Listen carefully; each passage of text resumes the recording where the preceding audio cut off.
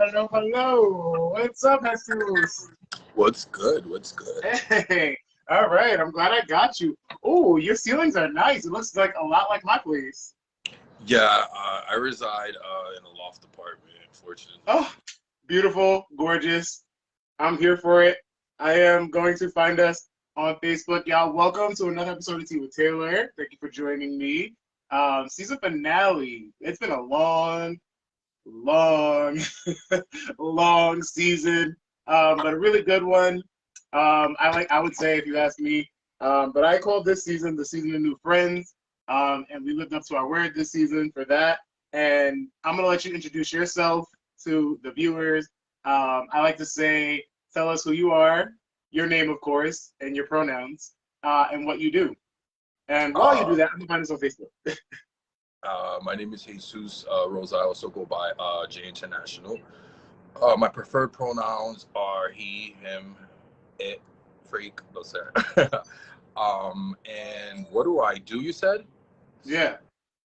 Currently, right now, I'm a social worker for post 9/11 veterans, working towards my master's degree in psychology. Nice. I'm also a host and owner of a podcast. I'm a huge activist here in Massachusetts. I'm always trying to spread awareness, so I'm always working in the community, host, and that's about it, I think. Okay, you're doing it all, and you're a rappeur too, as I like to call Oh it. yes. I forgot. I'm sorry. I'm a little bit under the weather. That's why I personally couldn't be there. I was a little upset, but I've been really ill. I'm also an up and coming rapper. Currently I'm underground. I'm working on my album, which I'm excited for. And I also do spoken word, and I'm currently working on my poetry chapbook as well. We love that. That's amazing. That's one of the first things that I noticed about you when I came across your profile, like your social media profile. I was like, okay, bars, okay. Yeah, I be doing the most sometimes. I'm always trying to keep active and my mind as busy as possible. You know what I mean? One more time? You went out a little bit at the end there. Oh, I'm sorry. I'm always trying to keep my mind active and as busy as possible. True. I find my roots lie in activism, so I feel you on that one. But before we get too deep into this, because we could do this like I'm meeting Jesus with the rest of y'all. So before we get too deep into that, we are going to be talking about sexual education, y'all. Get into it. We're going to be talking about sexual preparedness, giving you a little bit of the birds and the bees conversation. Before we get into that, we're gonna have some hot topics. I don't know how much of the show you've actually seen before, Jesus, but I love to get my hot topics out the way first. We got a lot to talk about. I haven't been able to do my last two shows, so it's piled up a little bit. So you ready to gab a little bit first? Oh yes, most definitely. I'm always ready. Oh yes. Okay, work. And I'm watching for your comments, everyone, as usual. Happy season finale. Cheers to y'all for making it happen. Cheers to you for being here with me today, Jesus. In spirit and virtually. But yeah, let's get into it, and then we can get into the sex ed stuff. And actually, first and foremost, and I don't know who I'm speaking to with this, but I just want to make sure to let everybody know, like, regardless of the situation, you are valid. Period. You are valid. And I feel like a lot of people suffer with finding authentic validation within themselves. And I don't know why it's been laying heavy on me, but I just want to let you know whatever you do, how you do it, you're valid, okay? And that you heard that from that Father Neptune first, if nobody else. But first, let's get into it. I know you guys probably have a lot to say because we kind of are a little bit kindred on the style and fashion kind of aspect of life. Have you seen the Grammys? I'm not talking about it. I'm not going to talk about it. Don't worry, I'm not talking about it. No, I know I seen. I think it was Scissor or Summer Walker. They were hip hopping with like a broken leg or broken something. Yeah, that was a sweet moment. Yeah, I mean, bittersweet, of course. I mean, I would have been doing the same thing. I would have crawled on there if I had to. But I haven't been really active paying attention to like anything that's been going on because I've been so busy focusing on my music and my podcast. Oh yes, how's your podcast? Oh my God! So I'll admit I've seen one episode of it and it was great. I like watching you. I love what you do. I love how you talk. How's it going? It's going good. The first episode, as you may know, being a podcast host or having your own show, you have so many tech issues. But needless to say, we had someone fix our issues. But it's going really, really good. The feedback that we're getting and the amazing response that we're getting within the community is just truly amazing. And I'm excited about that because Raw and Uncut is the name of the podcast. And obviously, Raw and Uncut is a very, very, very out there name, which it's important for me, you know. I wanted to be able to catch the audience immediately just by You definitely got the shock factor with that name. Yeah, and I mean, it subsides a lot with who I am as a person for the most part. The podcast is amazing because we talk about those taboo topics that people normally don't like to talk about, you know, and the discussion is based basically on a gay male, myself. I'm openly gay. We have a trans female co-host. Yeah, we have, yeah, definitely gay. We have a trans female, we have a heterosexual female, bisexual female, and then we have a heterosexual male. So just imagine us talking about Down Low Brothers, and then it's coming from 5 different walks of life, and 5 different perspectives. So it's just, the talk is just amazing, and it's crazy, and I learn a lot from, like, our guests and from I'm getting very, you know what, that's so true. Being in season 5 of this show, I have learned so much from so many people that I didn't expect to, and like kind of just throwing myself into a lot of things sometimes that I don't even know myself, like personally, but like end up actually having like an affinity for it or an affection for something that we're talking about. And I'm so grateful that I've been able to have so many different people be a part of it too, that again, I would have probably not been able to like work with if it weren't for the show. So that's one really good benefit that I can tell you from having your show, that you will continually like begin to like appreciate even more so. Yeah, absolutely. I agree with you. I was a little bit scared for our episode, the Down Low Brothers, because we had like I said, a heterosexual guy in the room. So here I am opening up about my experiences with DL Brothers and what I do and the things that they do and the reasoning behind why I deal with DL Brothers. And I just felt a little bit uncomfortable because here we are discussing this topic that I normally wouldn't even discuss. It's giving very much The View, and I'm here for it. Yeah, definitely. That's like the view. It's a messy view for the most part. Yeah. But like, make it queer, of course. Yes, absolutely. With everything I do, I like to dedicate my backing to the queer community and the Black community because that's where I came from, and that's where I live. That's where I live. And speaking of that, my aunt is watching as usual. Auntie Chanel's watching. I love you too. Thank you. Feel free to comment, y'all, to get joined in on the conversation. But we were supposed to be talking about the Grammys. I honestly, everyone who knows me knows that I'm like, all right, these award shows are pretty much useless. I'm not gonna talk about that incident that went down. I'm not talking about it. I feel like it's been forever, and it's been talked about forever. I'm not talking about that. But moving forward, the fashions were pretty great. I think a lot of people hit the nail on the head. That's usually the part that I am the most into anyway. Yeah, me too. Lil Nas killed it. Absolutely. I like to watch the pre-show, you know, seeing what they're wearing to go on. Yeah. It's definitely. Lil Nas killed it. I'm trying to get that white outfit, you know, a little. What was he wearing? But I'm trying to get something like that. What was he wearing? Was it Givenchy or I don't even remember the brand, but it was literally everything. Hands down, he was one of my favorite, best dressed. If God rest her soul, Joan was here, I would have hit her up. Joan, girl, he best dressed. Yeah, I love me some Joan Rivers though, because that's all I cared about was the fashion anyway. But moving forward to something a little bit even more that I wanted to celebrate with you as well and with the viewers. Is Miss Ketanji Brown Jackson. I know you heard about this. The confirmed the courts confirmed her as the first Black female justice. And I think that's major moves. I'm so happy to see it. I personally am like, please, she's giving me auntie syndrome. I'm like, please, auntie, save the country. Please help me, auntie. Yeah, I mean, I'm so happy that we're living in a time today where us people of color are able to make that noise or able to solidify that spot in that chair. I think we've waited long enough. I don't want to get too much into the politics, but I'm a firm believer that the United States was built on the backs of African Americans. So just to be able to see that's a fact. That's an absolute fact. Yeah, so being able to see this happen, and it's just amazing. I saw it and I'm just like, oh my God, like I'm here, I'm living in a time like this. So it's truly, truly amazing. You It know kind of what? reminded me it kind of reminded me of when the vice president was sworn in. I was literally like crying, and I'm like, oh my God, Yeah, like this is really yeah. happening, you know? So it's just amazing to see our people of color finally get the respect and you know, being able to sit in that seat that they belong in. You know what I mean? And not for nothing, like I know I've said this a lot. Oh, Calypso Phoenix Brown, thank you for watching.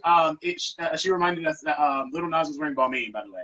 Balmain, I But know. How can I forget? yep, There we go, Balmain. yep. But like not for nothing, it's good to see the Ketanji Brown thing and just, like wins along the political front like this because I saw not right after and you know right after all the celebrations and right after you know it was big news. I saw a picture of a little girl who got dressed up in the same thing that Ketanji was wearing when she got confirmed, and it was such a beautiful sight to see a little black girl like looking up to someone in that position who looks like her. Because Absolutely, like I said, I've said it so many times, representation matters. And like absolutely, if we don't see people in our families or people who look like us succeeding in those fields, then how will we ever know it's possible? absolutely. And I agree. And when you said that, I reflected on just having a black Barbie doll finally. You know what I mean? And growing up, I've never seen like, and I love playing with Barbie dolls growing up. Like as a child, I always hid myself. But the truth is like now being able to relate to someone, having that little girl like look up to someone and being like, wow, like that could possibly be me. It's just very, very inspiring. I agree with you. Yeah. Speaking of inspiring, there's something else that I wanted to get into a little bit with you. I don't know if you do you follow organized sports at all? No, I hate sports. But go ahead. Okay, that's valid. Like I said in the beginning, we're all valid. I was somewhat of an athlete in high school and middle school growing up. I enjoy sports. Do I follow them on a regular basis? Not really. Not. I'll catch the highlights of anything. But this stood out to me because we were talking about the Crown Act. Have you heard about that? No. So basically, it's an act that would normalize and protect black hair. And in a powerlifting incident, the team, yes, your face said it. You've seen it. The powerlifting tournament where a black girl was asked to not finish competing with beads in her hair. So she had to go in the locker room, take all her beads out of her hair, and all the teammates helping her pull her beads out. Yeah, that's horrible. It's horrible. And Yeah. it's dehumanizing to say the least. Just as That's a person, exactly what I said. It's so dehumanizing. Absolutely, I agree with you. I've heard of stories before where the coach made them cut their hair because they had dreads or they had to take their head wraps off. It's disgusting that we are living in a time like that. But I'm just so happy that now we're not taking, excuse my French, we're not taking any shit. We're here to stay. We're just as talented. We're just as important. Oh, So yes. being able to compete and win these titles, you know, and have these Yes. laws that set to protect us I think it's just so important, and it's a beautiful thing that's happening. Yeah, absolutely. I really, and I can understand where the teammates were coming from because they posted it in a lighthearted manner, saying, you know, kind of like they were helping her so that they could compete. Like they were kind of like trying to, you know, one for all for one. But that just goes to show again the blindness that they have to the culture Absolutely. and to that person, how that person may be choosing to express themselves. I honestly don't know how her beads were affecting her powerlifting. Yeah, I don't understand it either. It's just disgusting, and it's unfortunate. I mean, it's great that the team was helping, but as a team, I personally would have said none of us are competing. Now you don't have a show. You know, standing strong in our power within our skin. But I do, and I will say that I do appreciate them helping and assisting her or him. And I'm disgusted that even Absolutely. has to happen. You know. Yeah, I mean, yeah, like I said, I see it from both sides. I just thought that was like, wow. The lengths that we go to not to something that should be normalized at this point. You know what I mean? It's just rubbed me the wrong way in all the wrong ways. It's crazy. I was over it. But moving forward a little bit, something that I wanted to ask you, are you a RuPaul's Drag Race fan? Yes, I definitely Yes. am. I Go definitely off. am. Okay, I like because listen, as soon as you said you didn't watch sports, I was like, so you must watch RuPaul. That's yeah, exactly I what, haven't. that was the first stuff. I've always binged on it. You know, I haven't watched this season. I have a couple of friends that's on there, or a friend that's on there, and I thought that person. I think they finished, and what I heard was that Gorgeous should have won. I love Drag Race and I love seeing it. It's kind of like what I like to do on my downtime. Word. Okay, good. So that means that you saw this new cast for All Stars. I haven't yet. No, I haven't. Oh, Yeah, I know. okay. Shame on me, and I'm sorry, Drag Race fans. I've just been so busy with life and doing so much. But what's going Okay, on? so What did I miss? this is literally like the gay Super Bowl. Okay, so like first of all, I'm this on is good. timeout. This cast of All Stars is all winners. And let me just say it right from Jump Street, because anyone who knows me knows that Miss Bibi Zahara Benet, the first winner of Drag Race, she deserves more, and she's my favorite queen. She's all-time favorite in my heart. One of my biggest inspirations for my drag, personally. But she only won a measly like $5,000. So if anything, I think that Miss Bibi Zahara Benet should have been a part of this cast. But moving forward, I just have to get that out. This cast is consisting of some pretty amazing winners. It's Miss Raja, the original Raja. Okay. Jinx Monsoon, and I'm Team Raja all day, baby, all day. I really need Raja to take this home. She gives the looks. Raja always gave the looks. All day, every day. Miss Jinx Monsoon, Monet Exchange, Trinity the Tuck, which I. I actually like Trinity. I really You know do. what? I do. I'm not She's the mad one at that Trinity. she's the one that imitates Beyonce a lot, correct? Or am I confusing Trinity? I think I'm confusing her. Trinity, you're thinking of Trinity K. Bonet, I think. Yes. Okay. Yeah. You're Yeah, talking no, about no, no. Trinity, this one is the flat one. Yeah. I agree. See, it's an F for me. But Miss Evie Oddly, which I live for Miss Evie Oddly. Yeah. She's on her side. She's dope. Oh my gosh. And the Vivian, Jade Essence Hall, and Shea Coulee. And Shea Coulee is due for a win, if you ask me. So I don't know. It could go either way. I don't know, but this is quite the cast. I'm definitely. It's probably my top three would have to be Raja, Evie Oddly, and Shea Coulee, to say the least. Yes. Okay, so I asked my kids, the House of Neptune. I asked them when this cast came out. I asked them, I was like, okay, who are we? What are we? And literally, the top three you just said was absolutely the top three we all agreed on.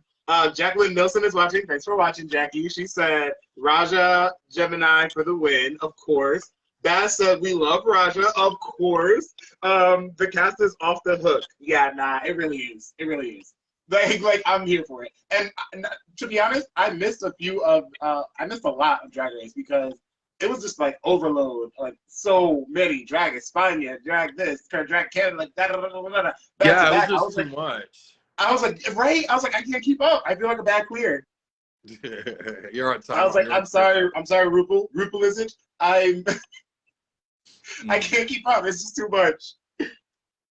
And like, kudos to us for having that much queer representation on TV, though. Let's just throw that out. Yeah, it's amazing. I really am here for that, and I was like, oh man, I feel like bad gay because I really have not been watching, but best believe I'm watching this. Best believe. So do you know the bull statue in New York? Yes, I've taken a couple of pictures over there. Right in the financial district. Correct. Yeah. So Miami is actually adopting that. Did you hear about this? No, I haven't. Ha! I'm hiding okay. under a rock. So no, okay. So Florida being topsy-turvy as they are, Miami thinks, and I'm gonna preface that with Miami thinks that they are the future of finance, as they're calling it. And they adopted the idea of the artwork that we have in New York with the bull in the financial district, and they're implying that in their financial district in Miami.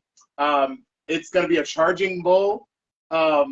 Get this, it's with laser eyes And it's commissioned by TradeStation.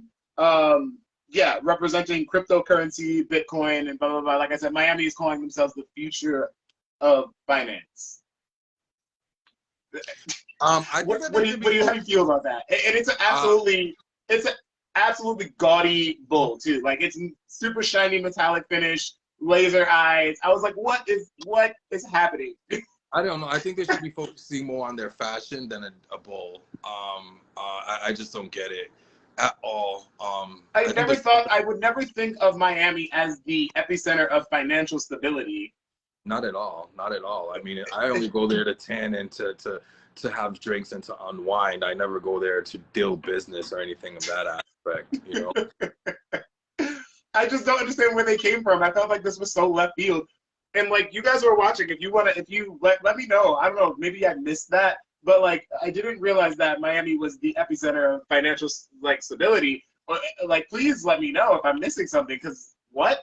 And yeah, I don't. And then what is the main purpose behind it? Like, what is it supposed to do? Like, it's representing the fact that they're the forefront leaders in cryptocurrency and Bitcoin. That's why it's so futuristic. Oh, I guess. I'm not into that. And I mean, whoever is, that's cool and stuff. But I'd rather spend my money in my closet. Yeah, I was like, oh, okay, God, all right, y'all doing a lot, especially for the state of Florida right now. Y'all doing too much. Just no. I was like, eh. But another wild thing that I'm going to share before we get into our game. Oh, for our game today, we're going to have a little sex trivia. Oh, great. I'm good at that. Oh, yes. Oh, yes. Oh, yes. And yeah, for y'all watching, y'all feel free to answer when we do our trivia in the messages, in the comments, and I'll try to read your answers before I answer. But yeah, we got some trivia. But another crazy thing that happened I think last week. Did you hear about Elon Musk's new business venture? No, what are they doing? I couldn't roll my eyes hard enough. So he's the majority stakeholder, single stakeholder and shareholder in Twitter now on the board, and he's been appointed to the board of directors. And the first thing he said was that there will be significant changes in store. Oh boy, great. And what could those be? Right, I don't know. That's what I was gonna ask you. What do you think is gonna happen now? Like, I feel like Twitter is like the only uninhibited social media platform that we have left at this point, and now it's being metaversed. I'm thinking that they're obviously gonna try to capitalize off of it. That's just my personal opinion on it. Personally, I don't have Twitter. I don't have Twitter for that reason.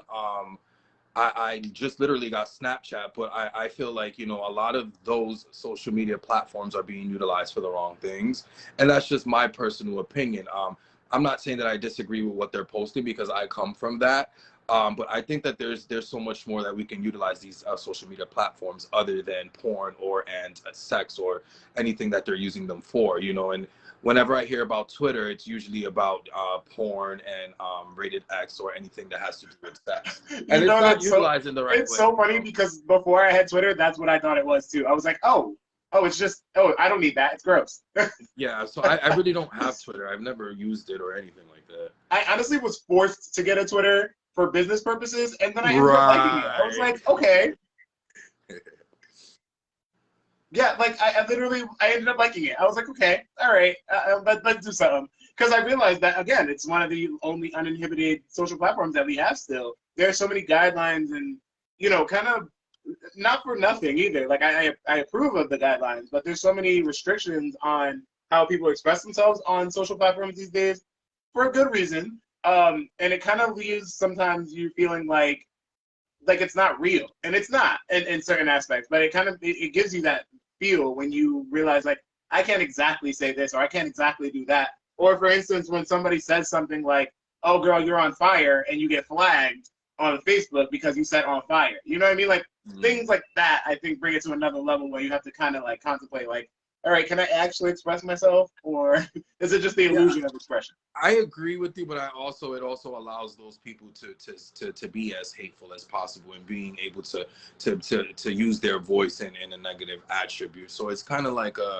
a catch-22 for me. So I do respect it. I see what you're saying in the aspect of being able to have the freedom of speech, but also with that freedom of speech comes a lot of people that come with hate as well, and they utilize these platforms for hate. You know what I mean? And I'm just like, Yeah. So I try to protect my energy as much as possible. And listen, that's the ticket right there. That's the trick to keep the rules. Yes, most definitely. I agree. No, I honestly, I find myself having to put blocks between my like real life and social media because it's so hard. It's so easy to blend them, and then sometimes it gets a little rough. And I don't want to speak too much on that one because you know there are moments and times where we all do some things that we probably say some things or show some things on social media that we probably wish we didn't or could have did it a different way. So I'll honestly and openly say that. But again, it is kind of strange to appoint Elon Musk to be kind of like on that board. Jacqueline's commenting and saying she doesn't think that deal closed yet. I'm pretty sure. I mean, Calypso. Sorry, I'm pretty sure it did. I saw it on the news the last week. I don't know. Y'all let me know. Send me a link. Link up. But yeah, that's pretty much it for the hot topics today. Oh, actually, there's one more. Did you hear about Brittany and Sam? No, what does she do now? Oh my God, somebody needs to take that girl's What phone does she away do from now? Somebody needs to take that phone alone. away from her. Like I'm all for her getting out this conservatory, whatever the hell it's called. But I don't know. She's been posting some very unique videos on social media, and I get a little bit concerned for her. Listen, we were just talking about it. I told you we all have those moments where we like, I wish I didn't post that. And I'm sure she's having those moments. But girl, she got her freedom now. She's doing it all. All the things she couldn't do. I understand it, but I also, but she was on birth control as a stipulation for her conservatorship. And so now that she's not on birth control, and her and her husband are actually expecting. So this will be her third child. That's amazing. That's great. Yeah. So congratulations to the family, or to just Brittany, because I don't know if she's cool with her family after all that. Yeah, I know. I mean, that was a shit show waiting to happen, and I already knew like what was going to happen prior to it happening. But and not for nothing, her man is hot. I would have a kid with him too if I was her. Boy, I was about to say the same thing. That man is fine as hell. I said, "Ooh, yeah, girl. Go ahead, go off. Go ahead." Because I would do, go ahead. That and more. But congratulations to Miss Spears, y'all. And Sam was quoted saying that he's really excited to be a father. I mean, to move into this level of fatherhood. So, congrats to them. And I'm glad to hear of a man looking forward to being a father. That's absolutely, nice. Absolutely. That's always nice in any aspect. All right, y'all. I think it's time for trivia. And so, you ready? Yeah, I'm ready. You ready? Y'all. Okay, so y'all who are just joining in, Jackie said Sam also loves her and he has stuck around through some of the shit. You know what? You're right. Consistency matters. That's a big one. He stuck around for a lot of craziness. So big ups to him. That's a real man. And now that I said that, something's gonna come out. Like, watch tomorrow. But no, we got some trivia, and I'm excited. We got, I want to say, 7 trivia questions about sex. Some are true or false, some are not. And if y'all ready, let me know in the comments, and we're gonna get started with this trivia. Ready? I'm ready, yeah. All right. First, and I'm gonna start with this one first. The penis is a muscle. True or false? False. What, it's tissue, isn't it? It is. You're right. False. Yes, ding, ding, ding. Yeah, you're right. I definitely know about the penis. From the way I remember it is, it's kind of like a sponge, and it just soaks up blood when you're excited and it swells. Yeah, when you're hard, the blood is basically the blood rushes to your penis, and that's how you're erected. Yeah. I was like, had it been a muscle, Lord Jesus, I do remember thinking when I was younger though that it was a muscle. I was like, if I work it out or like something, how does that work? Yeah, I know we be doing some damage out in the streets right now. Up in these streets. Okay, next. Wearing socks during sex increases your chance of an orgasm. True or false? Uh, oh, I'm gonna have to say, true. I was waiting to see if somebody has something to say in the comments, but you're 2 for 2. True. Facts. Oh wow. Yeah. So it increases the chance of orgasm by 30%. So not much. You're not, it's not a sure thing, but it's there. Nice. I was I'm gonna make surprised sure by I put that my because socks on next time. I was literally surprised by that because I always thought like maybe you should take those off because blood flow and whatnot. Yeah. I'm definitely gonna keep my socks on next time. Right? You better. Jaden's watching. Jaden said true too. Okay. Y'all know more about this than I thought. I'm surprised. What percent of penises worldwide are circumcised? What percentage of penises worldwide are circumcised? I would say 40%. Oh. Okay. Why 40? I don't know. I have Jaden said 10%. I said 40. I would think it's a higher number now, the times that we're living in. But me being an 80s baby, I'm uncut or uncircumcised. Ooh. But I don't know. I just said 40% for some odd reason. Girl, you just gave away your age, and I always forget how old you are. Oh my gosh. I know, Lord Jesus. God bless you. No, so the answer is actually 30% Okay. worldwide. And that's as of last year. But it's because a lot of cultures outside of the US don't circumcise. I would have thought it would have been more. Addie just commented. They just commented and said, I'd say less because it's an American norm. That's exactly why. That's why. Outside of the U.S., it's not seen as something that's like a normal practice for most places. So yeah, it's 30%. Interesting. That's why I said when you said 40, I was like, wait, no, hold on. All right, this one is scurry. This one scared me. When aroused, I'm scared, y'all. Sorry, I had to. When aroused, the vagina can expand to twice its size. True or false? Absolutely. I believe it can expand. Wait a minute. When aroused, it can expand twice the size. Is there something inside of it when it's aroused? I don't know. I'm gonna say false with this one. For some reason, I feel like no, it's false. Jackie said, "Finally, a vagina question." I'm deceased. Oh wow. No, okay. So, when aroused, the vagina actually can expand. True, to twice its size. It's a term called vaginal tenting. Jaden commented said, and it can expand like 9 inches to have a baby. Ha! Thank you, Jaden. Yeah, I kind of figured that whole baby part. Oh my gosh, I figured that. But yeah, it's called vaginal tenting. It expands in size noticeably. I will admit that I did not know that. And I was shocked. Me either. I don't know a lot about the vagina, but yeah. I was gooped and gagged. Let's just say that. All right. How the percentage? This one's for you too, Jackie. A percentage of women who orgasm from sex alone. Alone. And as a bonus question, and this is a sad but true fact, what is the percentage of women who don't orgasm at all? Oh, that's gonna be high. Definitely.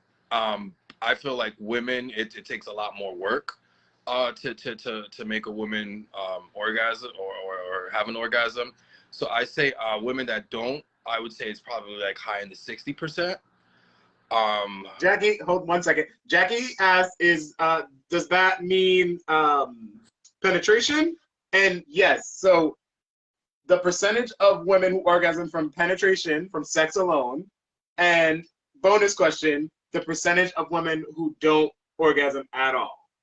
I say the first question is probably like in the low 20%, and then I say when when they have orgasms alone, I think it would be like 60%. Wow. Okay. All right. You kind of there. It makes sense wanted, though. It makes a lot of sense because I wanted to see if Jackie knew the answer to that one. Yeah, Jackie, what are you thinking? I want to know what you're thinking, Jackie. No, but I guess I'll give it away. Drum roll. So you're right. It is in the low 20s of women who orgasm from sex alone. It's 25%. Yeah, these men need to go out there and do better. You know how many stories I hear from my girlfriends? Like, they pretended to have an orgasm or they pretended to enjoy sex, and these guys, they nut or they come quickly, and these ladies are still left without nothing, you know, so it's unfortunate. Oh, yes. You know, it's unfortunate.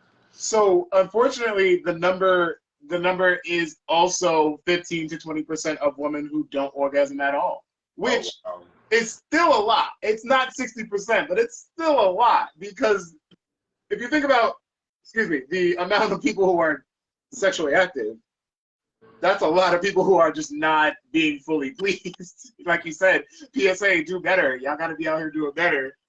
God, these men need to do better. I was like, oh no, I didn't realize that was actually a fact, that like certain women just don't orgasm from sex alone. I kind of knew that. All my girls are always complaining about it, you know, and I'm like, God, but why do you fake it for? And it's just, I guess, to please their partners and whatnot. But it's unfortunate. Yeah, I don't know. I don't know. I've heard that before, but I'm like, I don't know if I would actually do that. If I was like not fully pleased, I don't know if I had it in me to just be like, oh yeah, great. No, I'd be like, get the hell up off of me, and I'm done. All right. I got two more. How many nerve endings does a penis have? I sucked in science class or whatever kind of class that is. Nerve endings. Science class. I don't know. I would say 100. Okay. Let's see. It's a lot more than that. I'll give you another guess. Jesus Christ. 20,000? All right, now you're going in. I don't know. I don't know shit about. Are there 20,000 nerve endings in anything? I'm not sure. No, but the answer is actually 4,000 nerve endings in a penis.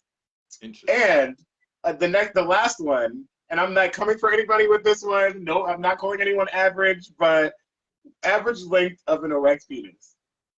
The average length of a penis? Of an erect penis. Oh God, 6 inches, 7 inches. The average, maybe. I'm not speaking my average though. I'm speaking their average because I surpassed that. 6. I would say 6 inches.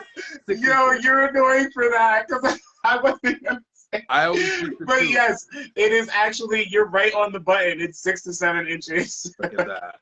Go figure. Come on, knowledge. Right. With my 20,000 All right. Well, on my penis. that was fun. That was cute. And we kind of get a little bit of an insight on a little bit of sexual education there with that game. So I thought it would be cute to have a little quiz for you. How you feeling? I feel great. Okay, work. Good. Because now, let's get into the talk about the birds and the bees. Interesting. Listen. First and foremost, I want to ask you and I want to ask the viewers 2 questions. And we can continue to answer these in the comments throughout the show. And I'll make a moment to read those aloud. But also to you, Jesus, the first question is, what is your relationship with sex? And you can be as detailed or broad as you'd like with that. And this is to both you, the viewers, and you, Jesus. Continue to answer this through the comments during the conversation if you'd like. What is your relationship with sex? And what was your first time like? When you say I really would like to know. What is my relationship with sex? What do you mean? So your relationship with sex. When someone says, you know, like when someone talks about sex, what is kind of like the first thing that comes to your mind? Like, how do you view sex? What does it mean to you? I feel like sex is It's an intimate thing. I'm the type of person, like, if I open my body up to you now, I'm connected to you in some sort of way. Don't get me wrong, I've lived a crazy lifestyle, but where I'm at today, I feel like when I have that connection with someone and I have sex, it just brings me a little bit closer to them. Absolutely.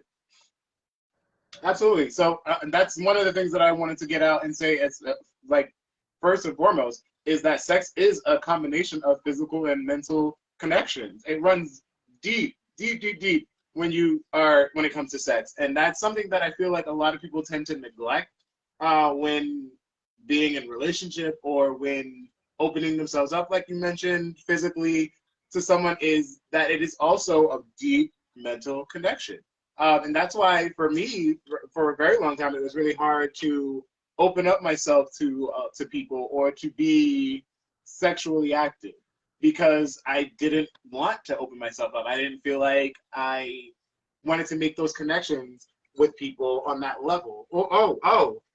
Addie is saying soul ties. Absolutely. And one fun fact that I found in my research for this is that sex actually strengthens both your physical and mental connection with a partner. So you're right to feel that way, and it's scientifically proven. Sex is supposed to be, or is kind of looked at for me as like the biggest emotional benefit of being with someone. How do you feel about that? I agree, because it just you're mentally you're driven more to that person. Emotionally, you're more connected with the person, and physically, obviously, you're like conjoined. So yeah, I definitely agree. I think that now where I'm at in my life, you know, once I have sex with someone, I'm connected to them in a higher power, so to speak. Hmm. That's why, unfortunately, I couldn't have my hot girl summer, because I just couldn't bring myself. I couldn't bring myself to just make those, like, at this point in life, to make those kinds of conscious decisions to be just with someone meaninglessly. It's just not for me anymore. You know what I mean? I'm like, Yeah, to each their own. yeah.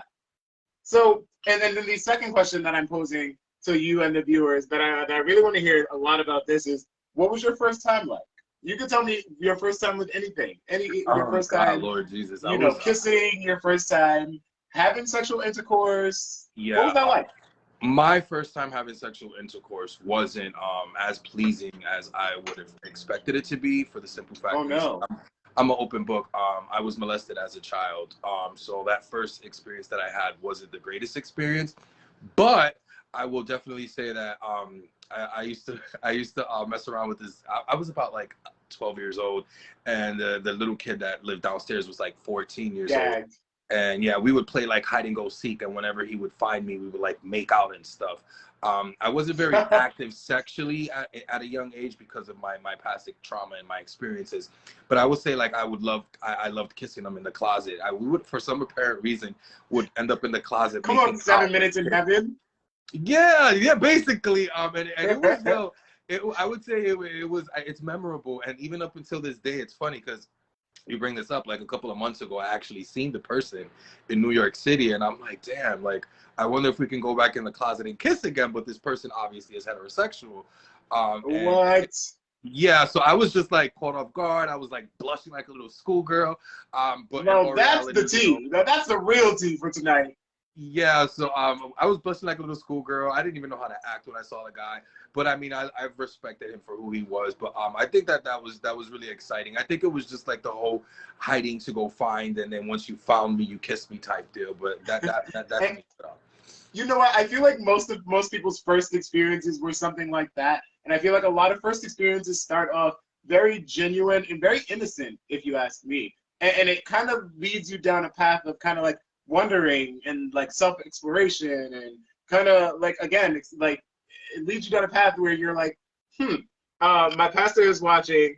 He said sex reveals. Pastor Jody Allison, he's an amazing pastor. I love him to death. In Powerhouse Ministries, we are just, listen, if you haven't seen my post about my church, then you aren't looking hard enough. I encourage you to look. I encourage you to join. I encourage you to watch. We're making moves, and it's just been such a blessing. But he says sex reveals hidden insecurities, and if it is introduced too early, we make the wrong person responsible for helping us manage our insecurities and fears. Absolutely, as usual, on point. Thank you, Pastor Jody. And it's true. And it is. You begin to form, as he has taught me, illegal soul ties with people, and you don't realize that you're forming those illegal soul ties. Calypso Phoenix Brown is saying, my first time was not it. Girl, we're going to have to talk about that in detail. My child Orion, aka Sativa Neptune, is saying that I had a great first time. Okay. It varies a lot depending on who you talk to, but yeah, it is creating a soul tie with someone. And a lot of times when you're younger, you don't even realize what you're doing or why you're doing it. You're just doing it. Yeah, I was thinking that as well. I feel like my personal view is like we don't really know what we're doing, so I don't know how great that could be. I think the more experienced you are, the better you are doing what you do. But I mean, we've all had different walks of life and experiences. Okay, so people, you're kind of right to say that you're more sexually active when you were younger because another fun fact. I have 8 facts for y'all today. I'm gonna weave them in as best as I can. People in their 20s are most active. And that number looks a little something like 80 times a year that we're, interacting sexually. And that dwindles down to about 20 times a year by the time you're retirement age, so like 65. Which, if you are still sexually active, which another fun fact is that men are sexually active a lot longer, usually, statistically, than women. And so one of the things I wanted to ask you about that is, and we kind of talked about it a little bit. What are some of the myths that you heard about sex growing up? Some of the myths that I heard about sex growing up. I don't know. That's the sad part about it growing up. In my household, in the Latino household, we really didn't talk about sex. It was tabooed. It was things that we didn't talk about. So I really didn't know nothing about sex growing up. But I would say as a child growing up, I thought that boys can get pregnant. And I swear to God, I thought this till I was like 11 years old. And I'm like, I don't want to get pregnant. But I always thought that as a child growing up. But this goes to show this is why these shows and what you're doing right now is so important for those that are up and coming or that have the lack of acknowledgement, because You're didn't absolutely know that. right. You know what I mean? I would have thought I was walking around with a belly at 8 months pregnant and shit. You know what I mean? You're absolutely right, because, and like I said, all the things that I do with this show is geared to the Black and brown community and geared towards the queer community. And a lot of times, especially queer youth, they don't have the knowledge, or they don't have someone that they can talk to freely and openly about how they're feeling sexually, or about, hey, I like this person, or I don't know, there's this person that I've been interacting with that I don't know if I should be interacting with. And it's kind of like, a lot of times people don't have that safe space to just be like, hey, like, this is what I did, this is how I do it, like, or how do you do that? So I feel really good about having this conversation for that reason alone. Just like for queer youth growing up later on who might watch this, or people who just like don't have that outlet, you know what I mean? Absolutely. And I think it's important to have these types of conversations or these educational lectures with your children while they're young, because it prevents them from high risk behaviors as well. I was one that we didn't talk about that in our household, and I experienced a lot of things that I didn't have to experience or went through because of the fact of the lack of acknowledgement, or because of the fact my parents didn't talk about it. And then from lack of knowledge, I feel a lot of times people develop unhealthy sex habits or unhealthy relationships with sex, or with the mindset of being a sexual person. And it's not something I think that should be looked at as in a negative aspect. Absolutely. But a lot of times it is. It's a lot of times it's, that again, taboo to talk about, especially in like your family, or like it's what's the word I'm searching for? Stigmatized. Yeah, absolutely. I agree with you. We didn't talk about it at all. It wasn't something that we talked about, and God forbid if we ever talked about it. It led me down the road at 17 years old, being an adult film star, and had my mom had these conversations with me of the importance of not only protection, but, being aware, not to give my body to everyone. I would have never went down that road of being an adult film star at the age of 17. Okay, and so let's get into that a little bit, because listen, we talked about this for 5 seconds, and my ears perked up like a dog, because Because it is something that is seen as also seen as taboo and also stigmatized very much so is the adult film industry. And one of the stats that I came upon just to out y'all before y'all say anything is that 75% of men watch porn.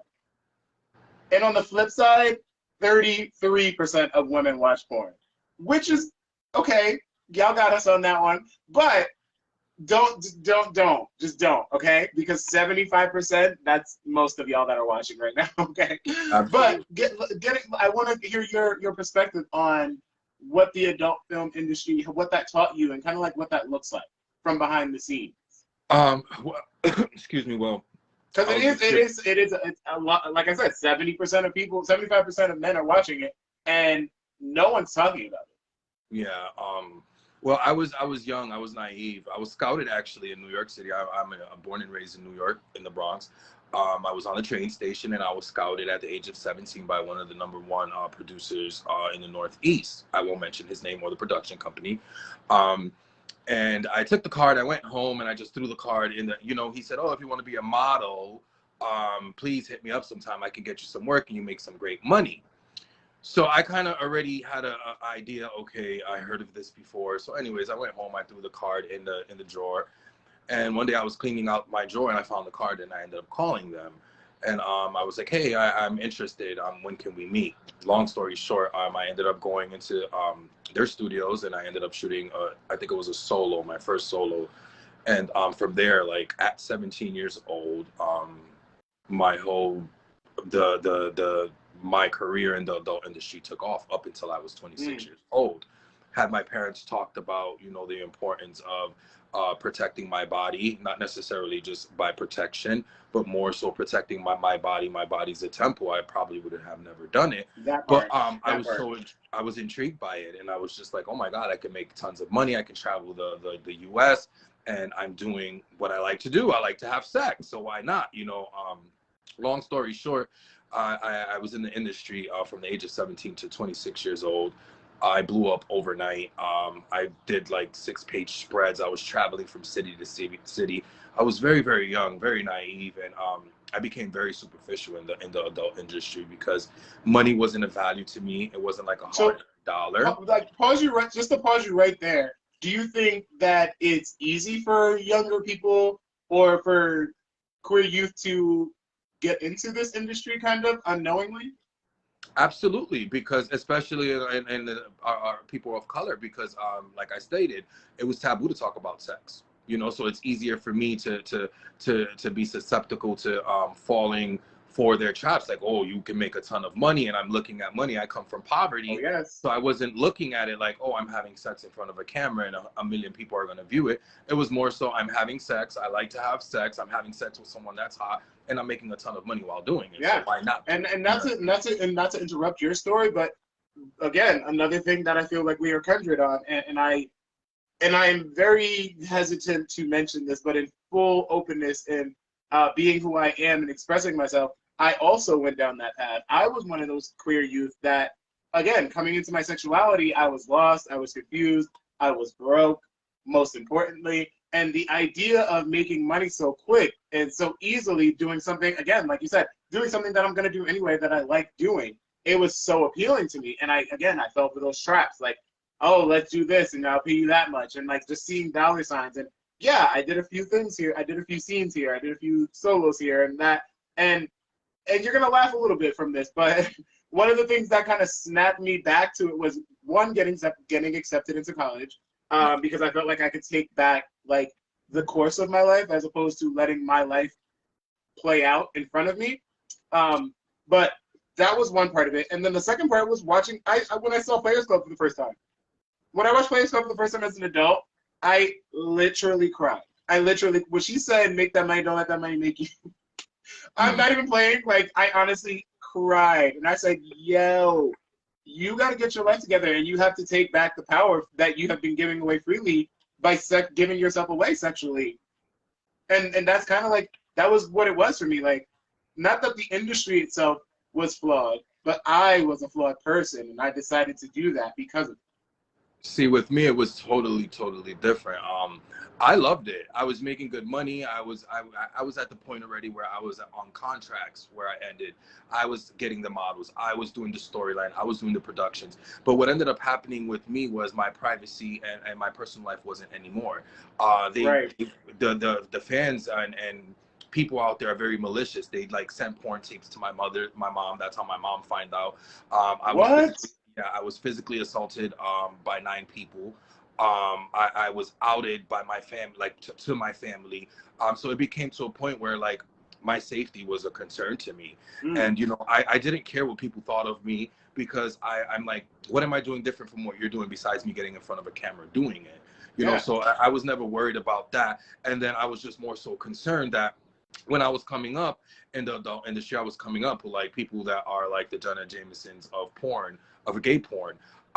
People at my contracts consisted of people getting tested regularly. The people that I work with, Right. these things Right. weren't being done. So I started becoming afraid, and I'm like, yo, I invest my trust in you, and now my health is at risk because of this. Mm-hmm. So it just got to a point where my health and my well-being was at risk, and I said, you know what, I can't do this anymore. I'm worth more. And needless to say, yeah, I started at 17 years old laying on my back as a porn star. One of the #1 porn stars in the industry. Up until this Now, day, I come would on. If you're say going to do it, be the best. one of the #1s, and I started a trend that still goes on to this day. But right now, Oh, I saw your posts. yeah, currently I am working towards my bachelor's degree. I'm sorry, working towards my master's degree in psychology. I'm going to be a doctor. You know, I started off as a porn star, but that's not where I'm at today. You know, today I'm proud to say, you know, I have my own business. You know, I've accomplished city and state history, becoming an activist, world history, becoming an activist. And I look back and I'm like, holy shit, like I've come a long fucking way. You know what I mean? Yeah. You know what? I just had a retrospective moment like that with my pastor actually last week at our encounter. And it was so mind-boggling to think, wow, this is where I came from and this is where I am now. Like, if I could go back and talk to my younger self and just say, like, it's going to be okay. Like, you're going to figure it out. You're going to be the best you. Like, just little things that, like, kind of like almost you take for granted that you tend to push to the back of your mind because that's where it lives. You know, just reliving those moments of gratitude kind of like it just really expanded my mind a little bit in that moment. And I was like, and I'm so grateful, especially to hear stories like that, you know, where you can start off one way and end up totally somewhere else. Absolutely. Like it is possible. It is It is. possible. It's definitely possible, and I always reflect like I was born, like I said, into poverty in a 1-bedroom roach-infested apartment in the Bronx. I'm now living in a loft, a beautiful downtown loft apartment that I've always wanted to live at, and I'm working towards my master's degree, and I have a business, and I'm like, I Listen, look back and I amen. reflect, and I'm like, Jesus Christ, I thank you, God, I've come a long way, but you know, this Yeah. is why I'm so open about what I've experienced in my past, because my past doesn't define me. What defines me is the man that I am today. So if I Right. can educate Right. someone, or if I can share some insight in the hopes of So inspiring the cause. and I think you do a really good job at that. Like I honestly I follow most before I have someone on my show, especially and in life in general sense, I kind of vet people before I allow them into my spaces. And I call it Facebook, or I call it social media stalking or what have you, but to make it lighthearted. But you kind of have to. You kind of have to vet people before you allow them into your spaces because that is where, you know, that's where you live. You got, like you said earlier, you got to protect your energy. But I definitely noticed that that is something that's true and near and dear to you, and that you stick by. Is, you know, educating and kind of putting your story out there for people to hear, and I love that. I absolutely love that. One thing I want to ask you before we end this today is also, what's like one of the most important things that you can tell someone to do to prepare themselves to be sexually active? Because, like I said earlier, everyone's valid. Whether you choose to have sex at an early age, whether you choose to have sex later on, like my child said in the comments, whether you choose to not be a sexual person at all. You know what I mean? Like, what's one of the most important things that you can do to prepare yourself for that? Prepare myself. Sorry, I could just hear. talking. That Prepare anyone can myself do for to what? prepare themselves if they're thinking about being sexually active or having feelings that they can't explain. I think it's important that we're living in a day and time where we have to protect ourselves. Use condoms, do your research, get to know someone. Sex is great, but it's even greater when you get to know the person. So just educate yourself on the importance of. I think it's so important that we protect ourselves. You know, we're living in a day and time where we're high risk, especially us in the gay community or in the Oh black and brown yes, communities. So I think it's just so important to educate yourself on what you're gonna do, and not only that, and always protect yourself. It's so important. very true. I'm glad to hear somebody say that because a lot of times that's something that you hear after you become sexually active. Hey, make sure you're being safe. Hey, here's this condoms. Here's how to use this. And for me, no one ever had that conversation with me. No one ever showed me how to, like we have our school courses now, our sex ed classes in school, but no one ever was like, okay, this is how you use condoms. This is why you use condoms. Other than when I get to high school and I'm having that health class, you know what I mean? So Absolutely. it's kind of something that I feel like a lot of people just figure out on their own. And I think one of the most important things to leave with someone for me who's preparing to be a sexually active person or who is kind of like moving into that state in life is kind of like take your time. Like take your time with it. Like get to know the person because, like you said, it's so much better when you know the person. And there's no time limit on it. You don't have to do it because you feel like it's something you have to do or your friends are doing it or like anything along those lines. I think sexual preparedness comes to you, each person individually at different times in different places in life. And I think it's a lot of pressure on people sometimes, especially younger generations, to like kind of like lose the V card. I don't know, my age is probably showing because I don't know if people say that Yeah, anymore. But I feel like it's a lot of pressure on that. And that's also kind of, I think, stemming from people watching porn. I agree with you. I think that my advocacy as an activist, I like to go into like the gay alliances, and I like to talk to the youths about the safeties of protecting themselves and the importance of always using condoms. And I always talk about high risk behaviors and low risk behaviors and ways you can go around. You don't necessarily have to have sex, in order to please one another or to be pleased within yourself. So I think that it's so important. I think education starts at home. But I'm realizing and noticing that a lot of the sex ed classes are now being pulled from grammar school or high schools. They're not passing out condoms in schools anymore to younger generations. And it worries me because now you're allowing these kids to go out into the real world and practice risky behaviors without having the proper protection set in place for them. You know what I mean? Or without the access to proper protection. Absolutely. Right. Or without the access. That's even more important. You kind of have to like be very in the community to have that access and to know where to go to get these things, which I think we can make a little bit more of an effort as far as like leaders in the community to probably make these things known or to make these things like accessible to everyone, not just saying there's an office around here somewhere where you can go get free contraception, because that's not enough. No, It's it's not not. And I enough. think that it's if you know that these kids are having sex in high school, I think it's important to protect them. So why not have these sex ed classes, educating them on the importance of protection, educating them on the risks that they take when they're having a protected sex, educating them on when they drink alcohol, they become more susceptible to high risk behaviors. It's so important. I mean, like I stated, education comes from the home. It starts from the home. And had Yeah. my parents educated me on sex education and how to protect myself, I probably would have not went down the road of being a porn star at the age of 17.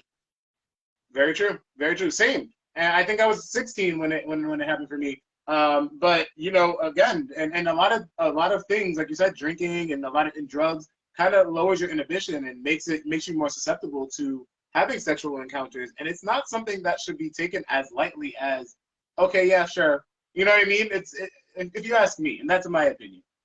Like we said earlier, it's a connection. It's a physical and a mental connection that you're making with someone, whether you realize it or not. I wanted to get into the conversation about toys and things of that nature too, because they are scientifically proven to, to get the job done in a safe manner and not. It gives, and honestly, it's scientifically proven. One of those facts that I found that if you use the use of toys and masturbation aids in self-discovery and encourages a more positive self-image. So I'm going to say I'm an advocate for, doing those things because, again, self-discovery is important to before the sexual intercourse. You know what I mean? Yeah, I agree. I mean, if you got to use toys, then I mean, it does build morale and character and values. Why not? Come on, morale. I'm all for the dildos. And you figure out what you like. That's Absolutely. And you get to know what your body likes and what you know who you are as a person as well. Yep. And I don't know. I am not a big toy person, if I'm being totally honest. But I agree with the science behind it, and I agree that it is helpful.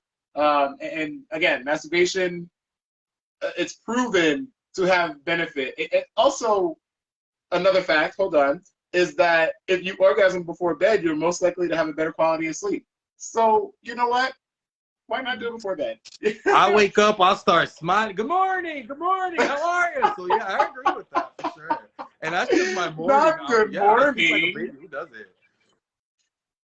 I'm deceased. Yo, you know what? I did it. I was like, let me just bring it up real quick because this is one of those taboo conversations. But yeah, I'm an advocate for it. Do you? But I think we can leave it there for today. I actually really enjoyed this conversation, and I could go on all night. But I'm gonna give back the viewers their Friday night. What's one thing you want to leave with the viewers before we go today? One thing I want to leave the viewers before we leave today is we all go through things in our lives where we feel we're not worthy or where we feel like we can't accomplish certain things. Please take today's episode and take that as a learning experience. I am a reflection of the city of the hood. I grew up in poverty and I started in the adult industry. I found my way out. Today, I'm living in a gorgeous loft apartment downtown. I'm working towards my master's. So don't give up. Fight for what you want to fight for. Believe in yourself enough to know that you can accomplish and achieve anything that you want to achieve. Only you are in the way of your destiny. You know what? Go off. Come on, testimony. I almost cried. Come on, testimony. You know what? Now I really need you to free yourself and watch one of our encounters, okay? Look, just stay tuned to my page. Just stay tuned. Listen, yes, if I gotta come all the way out there and get you, I will. No, I'm sorry that I was under the weather. I definitely want to come on. No, you're good. Whenever the invite's there, I'm there. You're good. And we're gonna have to do this again. Season 5 is, again, I'm so happy to have reached this point in my podcasting history. And with this show and doing so much with the show, I'm so elated to be able to be even here doing a season 5. You know what I mean? People are actually watching, and I am enjoying it. I'm getting to learn so much and meet new people. And you can't always say that for a lot of projects that you take on in life. Congratulations. So I'm just resting in that ambiance right now, and so grateful. But season 6 is coming. It's coming. So. You just keep your eyes on your messenger, because I definitely we're gonna have a lot more to talk about. Oh yes, but before we go, I want to just always say, and I'm gonna continue to say, make sure you're being good to yourselves, and whatever respect or manner that means to you, make sure you're being good to yourselves, looking inward before outward, because that is where the answers lie. And thank you. I want to say thank you. I want to say thank you so much for keeping up, for everyone who's been viewing, for everyone who's supported Tila Taylor, for everyone who's liked, for everyone who shared, for your interactions. It means the world to me. I honestly could have never imagined doing something like this if you asked me a few years ago. But I'm so glad to be doing it. And with that being said, guys, again, I love you all. If you haven't heard it from anyone, you heard it from me. Jesus, thank you again for joining me today. Like I said, we got a lot more to talk about, and I'll be reaching out to you. But I'm going to give you guys back your Friday, and I think I'm going to play us out a little bit. So, good night. Thank you again, Jesus. Thank you guys for watching. Be well. Happy Good Friday. It's a Good Friday, y'all. Good Friday. And happy Easter. Yes. Because I'm not going to be on here on Easter. You're not going to catch me.